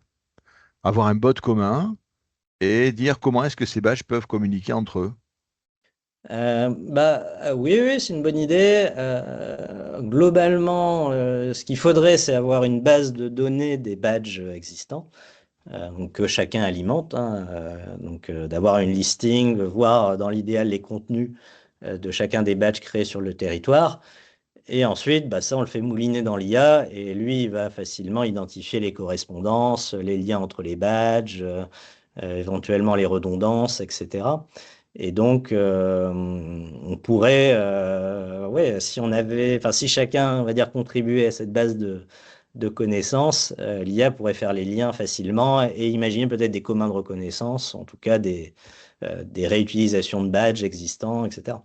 Donc ça, effectivement, le rôle de Badgeon l'Occitanie pourrait être à ce niveau-là, pour faciliter cette mise en commun. Et là, l'IA peut être un super allié, parce que là, en quelques minutes, si on a ces données-là, elle peut directement, avec le bon prompt, créer ces correspondances. Donc ça, c'est chouette. Alors après, effectivement, on peut aussi jouer avec les badges, hein, et donc on pourrait effectivement dans le bot ajouter des expressions occitanes, hein, à chaque paragraphe. On peut imaginer ça. Enfin, moi, j'ai déjà généré des badges en ch'ti, hein, c'est pas parfait, mais ça donne aussi une bonne base. Voilà, alors après, dans les autres risques, ou du moins les limites de l'outil, hein, il y a l'aspect environnemental aussi, hein, parce que ces outils d'IA, forcément, utilisent des serveurs qui produisent, enfin, qui demandent beaucoup d'énergie électrique et puis des terres rares pour tout ce qui est numérique, et serveurs et ordinateurs, et puis consommation d'eau, hein, parce qu'il faut refroidir ces serveurs. Donc, il faut aussi avoir conscience que ça a un impact écologique non neutre. Alors, il faut aussi savoir que actuellement, ce qui consomme le plus au niveau d'Internet, hein, c'est le streaming. Hein, c'est au moins 50% de la consommation, c'est le stream. L'IA, c'est encore petit, on va dire, par rapport à ça. Après, les projections montrent que forcément, vu les investissements qui sont faits dans l'IA, que tout le monde s'y met, bah, ça grandit cette partie-là. Mais c'est vrai qu'actuellement, c'est plutôt les vidéos et le streaming qui consomment beaucoup. C'est le même cas sur l'IA, hein, plus vous générez des choses longues, donc une génération de texte, en tant qu'une génération d'images par rapport à une génération de texte, c'est peut-être 100 fois plus consommateur, et une génération de vidéos, c'est peut-être 1000 fois plus. Donc c'est vrai qu'il y a des rapports aussi un peu à comprendre, mais en tout cas, il faut aussi l'utiliser de façon sobre, on va dire, et de préférence plutôt du texte, ce qui permet de limiter aussi son impact sur l'écologie. Donc ça aussi, c'est une dimension à prendre en compte, quoi, au niveau de l'IA. Voilà, est-ce qu'il y a des questions d'autres réactions, questions qui ressortent là finalement de cette démonstration? Puisque ça dépend aussi des différents niveaux d'aboutissement ou de construction de vos projets. C'est le moment justement de poser des questions à ce niveau-là. Bah, c'est vrai qu'après le bot, vous pouvez l'utiliser à chaque étape, hein. Enfin, là, je vous ai montré vraiment toute la logique de la construction jusque la communication du projet, mais vous pouvez l'utiliser petit bout par petit bout. Voilà, sur certains points, moi, souvent, comme je maîtrise déjà bien les sujets, je vais pas forcément toujours avoir besoin d'un persona. Je vais plutôt me focaliser sur la rédaction. Alors, beaucoup rédaction et endossement, mais en tout cas, voilà, ça peut être utilisé qu'à certaines étapes et pas forcément sur toutes, quoi. Donc ça aussi, c'est un point. Voilà, il y a une thèse sur la sobriété numérique à l'Université de Mons qui sera bientôt parue. Donc effectivement, c'est un sujet de recherche et d'intérêt sur ces sujets. Corinne a ouvert son micro. Oui, ouais, moi je trouve ça super intéressant. En fait, je vois les applications avec les élèves en lycée agricole pour leur faire rédiger leur talent. Enfin, je vois qu'il y a plusieurs petites questions justement. Donc déjà pour les faire travailler sur l'IA, enfin, et avec l'IA, les sensibiliser à ça et voilà pour créer des selfie badges. Je trouve que c'est bon, on avait la cuisine à badge pour les accompagner là-dessus, mais là je trouve que c'est un autre outil, en tout cas, pour créer des selfie badges qui est très intéressant. Merci pour cette intervention, Chris. Merci Corinne, effectivement, hein, ça peut aider, enfin facilement en tout cas, à accélérer la création de ce type de selfie badge, parce qu'effectivement, ça peut prendre du temps de faire un bon selfie badge de qualité, on va dire. Et donc là, on peut rapidement, avec quelques idées déjà, partir d'une base sympa, quoi. Donc ça, c'est Ouais, vrai mais que ça les amène même à réfléchir à leur talent ou j'ai réussi quelque chose, enfin, avec des mots simples en plus, je trouve. Ça part pas dans des considérations, oui, mais tu as des grands talents. Enfin, voilà, je trouve que c'est basique et c'est simple, compréhensible, et ils peuvent l'utiliser en autonomie, quoi, avancer par eux-mêmes là-dessus. Alors ça, effectivement, dans le prompt que vous allez utiliser dans le paramétrage, hein, vous allez aussi préciser qui l'utilise et peut-être le niveau de langage ou autre, ce qui va aussi lui permettre enfin, parce qu'on pourrait avoir un bot qui est enfin, qui peut aller très loin dans la recherche, mais là, effectivement, souvent dans nos publics, hein, on a besoin de quelque chose de plus simple, plus accessible à tous. Et donc là, voilà, ça peut être aussi précisé dans le paramétrage du bot pour que ça puisse s'adapter vraiment précisément à votre typologie de public. Voilà, on pourrait aussi imaginer pour des allophones, enfin voilà, le mettre aussi dans différentes langues. Ça aussi, c'est l'avantage de ce type de robot, hein, c'est qu'il peut aussi s'adapter à n'importe quelle personne, et notamment sur l'aspect linguistique aussi, de le traduire dans différentes langues. Et il y a une raison d'avoir choisi ChatGPT au lieu de Mistral? Parce que nous, en éducation, en tout cas, on nous pousse à utiliser plutôt Mistral que ChatGPT, et on a des comptes plutôt sur Mistral. Bah, non, après, c'est plus personnellement que j'utilise plutôt ChatGPT parce que j'ai un abonnement payant à ChatGPT, j'ai mon historique dessus, mais je dirais que d'un point de vue technique, vous pouvez créer là un agent avec une base de connaissances sur Mistral.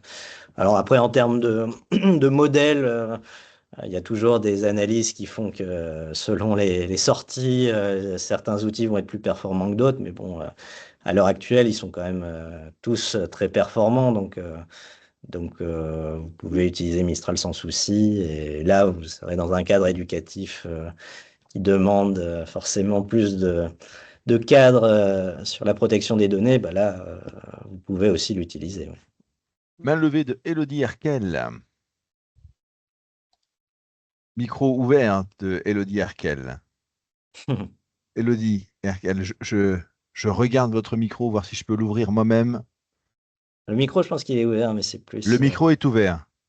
Mais c'est plus là, le device qu'il faut brancher. Non, on n'entend pas. Est-ce que vous pourriez écrire à ce moment-là sur le... Voilà, exactement, sur le chat.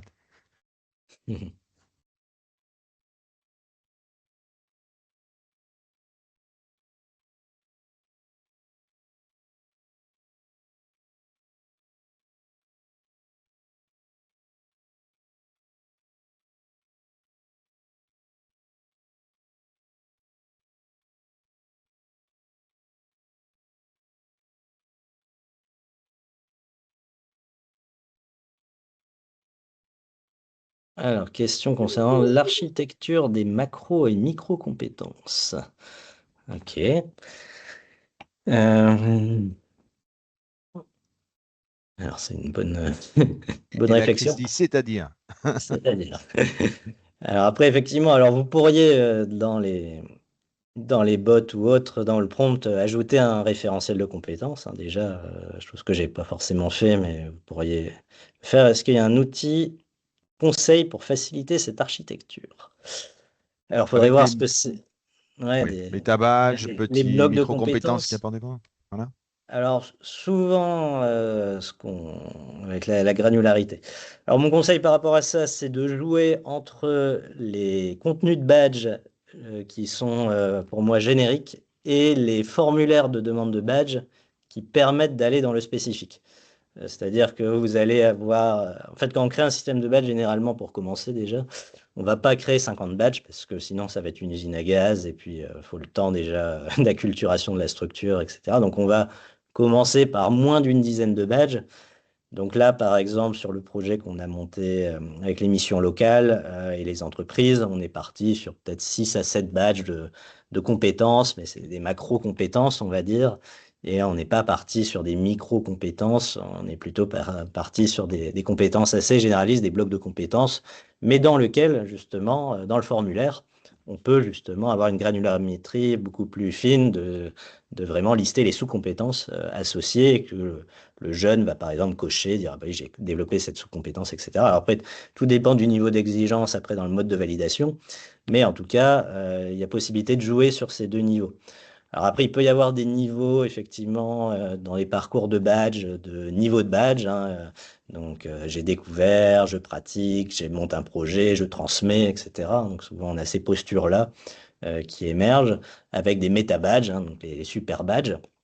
Donc, ça peut aussi exister, sauf que le problème de ces niveaux, c'est que là, on a un projet sur Tourcoing et sur tout ce qui est éducation artistique et culturelle avec cette histoire de niveau et de métabadge. Donc, on a 5 thématiques culturelles. On a donc lecture, jeux vidéo, spectacle vivant, art visuel et jeux.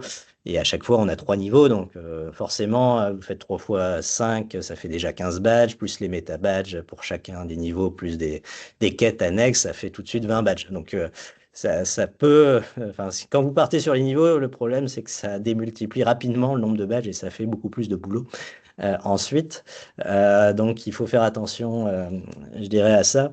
Et donc, bon conseil, entre guillemets, alors l'approche radicale qu'a proposé Serge sur un autre projet européen, ça a été plutôt de partir sur des badges liés à la maturité qu'on a sur les soft skills notamment. Donc, c'est un projet sur les soft skills, et donc au lieu de prendre un référentiel de soft skills et partir sur, je sais pas, il y avait 4 niveaux sur beaucoup de compétences, ça faisait 96 badges. Ils l'ont réduit à 4 badges, qui sont des badges liés à une maturité. Donc, voilà, un badge, par exemple, j'entre dans la communauté de pratique d'identification de mes soft skills. Un deuxième badge, je pratique la reconnaissance de mes soft skills. Et donc, il y a 3 badges comme ça de progression, mais très généralistes, mais dans lequel on va pouvoir encapsuler tous les badges du référentiel. Et donc, là, ça re-questionne finalement qu'est-ce qu'on souhaite reconnaître. Est-ce que je souhaite reconnaître qu'une compétence en particulier ou finalement une démarche réflexive? Et donc, c'est tout l'enjeu. Et souvent, là, je travaille sur un. Donc voilà, c'est le projet effectivement Step for SFC. Mais effectivement, là, par exemple, un autre projet sur lequel on est en train de travailler en Hauts-de-France avec un campus des métiers sur la relation client, c'est sur un bar à soft skills.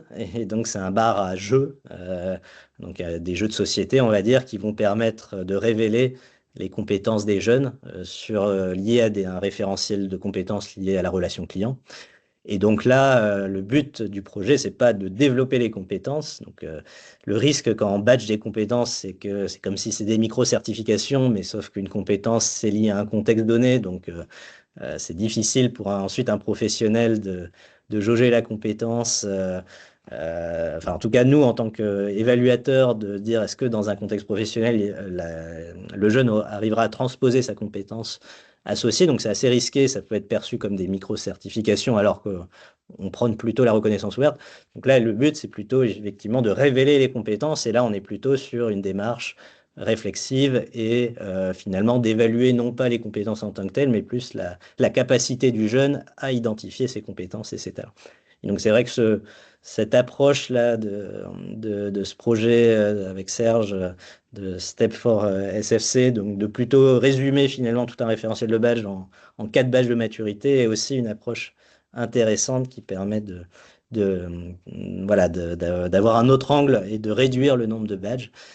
Parce qu'effectivement, la granularité, alors, voilà, il y a toujours le débat, est-ce que c'est granulométrie, est-ce que c'est granularité, etc., de ce système de badges, mais effectivement, il faut arbitrer parce qu'il ne faut pas créer trop de badges, c'est toujours le risque.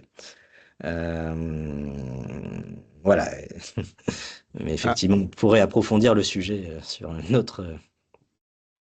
Sur la On a conversation. choisi une solution hybride à la mission locale Ouest-Audoin. C'est-à-dire qu'on a choisi de créer des badges qui correspondent exactement à ce qu'on fait, et donc aux ateliers de découverte, de prise de conscience de ces compétences en interne.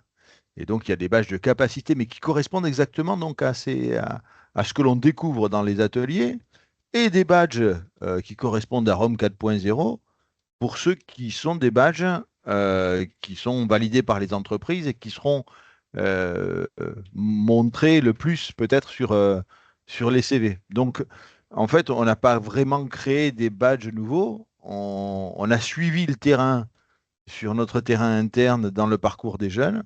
Et puis, on a suivi le terrain des entreprises sur ce qu'elles comprennent et ce qu'elles mettent en pratique. Et donc, les badges sont là juste en suivant en filigrane ce qui se passe. Voilà. En effet, le forum francophone des Open Badges à Besançon du 2 au 4 juin prochain sera certainement l'occasion de parler de nombre de ces sujets, d'aller les approfondir avec d'autres qui pratiquent sur le terrain ou qui sont comme nous parfois en découverte. Et c'est vraiment une plongée dans toutes ces questions pendant 2, 3, 4 jours. Et ça, c'est la porte d'entrée, souvent sur la résolution de toutes ces questions et de ces problèmes que l'on peut se poser dans la construction de nos projets. On a mis le lien pour s'inscrire à ce forum de Besançon du 2 au 4 juin. D'autres questions ou même des suggestions pour les prochains webinaires de Badgeon l'Occitanie? Le prochain webinaire aura lieu dans 2 mois. Je vous propose d'ailleurs d'adhérer à l'association Reconnaître qui soutient tous ces projets, qui soutiendra aussi à partir de cette année les collectifs Badgeon grâce à vos adhésions à Reconnaître. Le travail de Reconnaître, il se fait à toutes les strates, à nos strates locales grâce au collectif Badgeon, à une strate nationale aussi dans son travail qui va aboutir très bientôt à cette entre guillemets norme AFNOR des reconnaissances ouvertes et aussi à un travail international de promotion de la reconnaissance ouverte et de mise en connexion au niveau international des badges et de la reconnaissance. Donc c'est un travail qui est particulièrement important. Je vous invite à y adhérer en tant que personne, en tant que structure et à nous suivre donc dans ce travail du local à l'international. Vous le savez, hein, à problèmes globaux, souvent solutions locales, et on est vraiment là-dedans, dans la connexion entre nos terrains et des solutions à trouver à un niveau beaucoup plus global, à travers la reconnaissance ouverte et les open badges. Merci Chris Delpierre. Et surtout, si vous avez des idées ou des envies, n'hésitez pas, parce que sinon, vous allez encore subir notre programmation avec Pierre. On est désolé. Et donc, allez-y. C'est le moment. Vous pouvez nous envoyer un petit message aussi. Vous avez vu une belle expérience. Vous-même, vous pratiquez. Voilà, tout est bon à prendre et on est dans le partage. Donc, on est prêt à recevoir toutes vos propositions. Sachez que lundi 16 février, pour les Audoises et les Audois, on se retrouve à Carcassonne en petit comité à 14h à la mission locale pour commencer à coordonner 2 badges et à commencer à créer des rhizomes, des micro-rhizomes. Et donc, vous êtes invités, si vous le désirez, lundi 16 février à 14h à la mission locale, et après ce sera ailleurs certainement, pour commencer à se connecter entre nous. Merci beaucoup. Retrouvez ce webinaire, sa rediffusion très très bientôt sur notre chaîne YouTube, playlist YouTube, avec les autres webinaires que nous avons créés. Vous êtes invités aussi à nous rejoindre sur le site de Badgeon l'Occitanie, toutes les infos, les articles, etc. Et donc, adhérez à Reconnaître, on vous y invite. Venez à Besançon pour le forum francophone des Open Badges et on se retrouve très bientôt pour un prochain webinaire. Rendez-vous aussi sur Radio Badge pour plein d'informations, de la bonne musique et des podcasts. À bientôt. Merci Chris. Merci à toutes et à tous. Merci tout le monde. Merci. À bientôt.